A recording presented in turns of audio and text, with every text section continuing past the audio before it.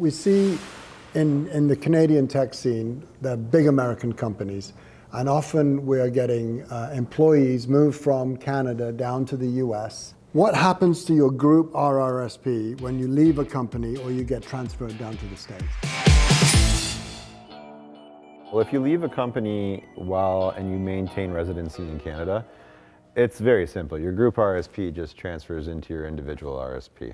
All right, so it's really quite simple there. I mean, as soon as you leave a company, the group RRSP you were a part of, you get booted out of that environment or out of that plan, so to speak, and you get moved into like a catch-all higher fee environment. So if you're like with a Sun Life or a Manulife or a Canada Life, and you leave your company, that low fee you were getting in your group RRSP now becomes a high fee. So immediately you want to get that out of there and transfer it into your individual RRSP.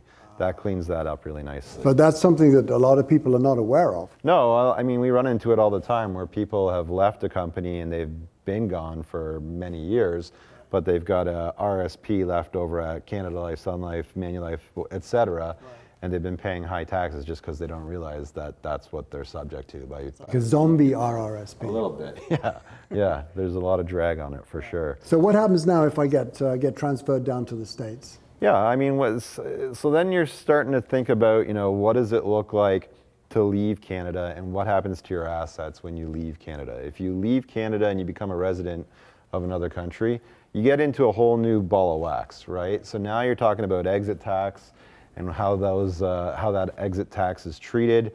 You can still have an RRSP living down in the States. It's just if you're leaving Canada, the government's going to want its cut of your portfolio. And so that's where you really want to be working with an accountant to make sure that whatever that exit tax is, you're doing as much as you can to mitigate it. Absolutely. It's a very complex and each individual case can often be different. Right. So, but what happens if you're just going down for you got a 2-year contract? That happens a lot, 18 months, going down to the head office.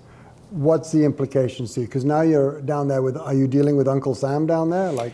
Often you can be. Yeah. Again, each scenario will be a little bit different, but if you're earning U.S. source income, if you're going to remain a Canadian tax resident, you still have to file your Canadian taxes, but now you might be subject to U.S. tax compliance as well. Right. Every situation's a little bit different, and you should definitely consult an advisor. Great chatting with you guys, as always. Yeah, likewise. Subscribe to the channel for more of these Tech Money Smart videos, but even better, stop procrastinating and book a free call using the link below. This has been Tech Money Smarts with Novel Wealth. We'll see you next time.